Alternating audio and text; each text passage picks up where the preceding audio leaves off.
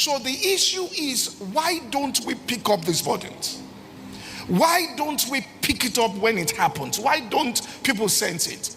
The reason is that because God seeks for somebody. I sought for a man among them, all right, to make up the hedge and to stand in the gap before me, and I found none. Now, Kenneth Hagin, talking about short-term burdens, he spoke about and I believe this, and it gives an explanation to reasons why some people question God. He said he had a mentor at that particular point in time by the name of Gerald Goodwin. And he told a story that Gerald Goodwin, they were pastoring a church with his wife. And one morning at about 1 a.m., Gerald Goodwin woke up and saw his wife travailing, and she was travailing in pain. And after she stopped, he said, "What's going on?" She said, "I'm burdened about something." And so he joined her in prayer, and they were travailing and travailing. And after some time, they got a release. So they knew inside themselves that there was something that wanted to happen that was averted. So they said in the morning, they called a few people and asked, "Are you going through anything?" People, they just thought naturally, and all of them said, no, wait, there's nothing, we're cool. I said, "All right, no problem." About a week after, this person who was a member of their church came to see them and said, I need to tell you a testimony. They said, "What happened?" He said about 3:30 a.m. on the day they were traveling, he said, "I had a dream. I just want to tell you. And in the dream, I went to work. And my boss was wearing a particular kind of shirt. It was red in color.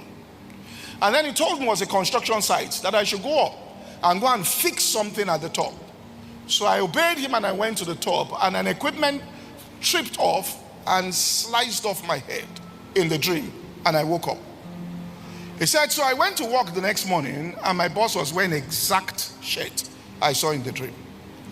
And I left it. Then he said, 'Can you help me go up? There's something wrong up.'"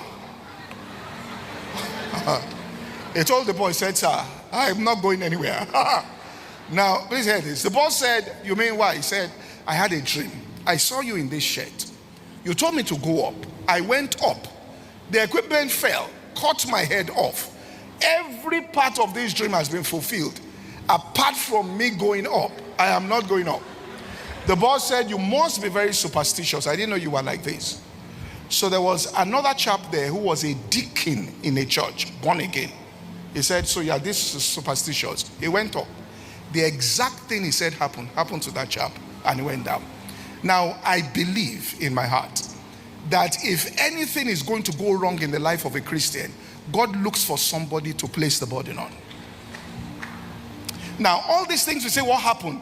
God searched, and I want to show something. He searched. He tried to look for a person who he could place. You see, when we were in school, I remember a long time, there's a person in Kaduna, some of you may know him. He's called Reverend Tunde Bolanta. He was pastoring in the University of Ibadan.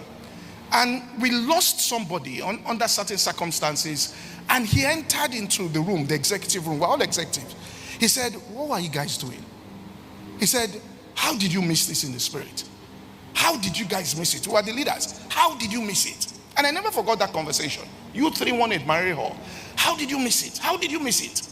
That look, nothing happens without God first of all looking. So the issue is, why don't we pick up these burdens?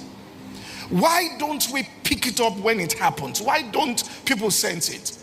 The reason is that because God seeks for somebody. Now we think in our minds that God is all powerful, and therefore God can just do what he wants to do whenever he wants to do it. And once it doesn't happen, it's not God. Now think about this. God's redemption plan was centered on Jesus. He brought his only begotten son into the earth, centered on Jesus. This is make or break. He must succeed. Jesus was born. Herod picked it up. Herod said, "I'm going to wipe out everybody under the age of 2. God knew what was coming. God went to meet Joseph. God all powerful, that could send angels, said, "Joseph, take my son. Take this boy. Go out and run and go and hide in a certain place." Why didn't God with all power say, "If they born you well, Herod, come"? You know, that's how we will see that God should operate. Surround him with angels. Now, therefore, before God brought Jesus into the earth, he had to make sure it was the right person that would be the Father. Because he had to be a responsive person to him, which means somebody, if we come to him and tell him do something, he's going to be responsive. And we have to get to the place where we start getting responsive to the things of the Spirit, because God is searching, looking for who is the person or the people there that I can place these things on, and they will respond, all right, to that particular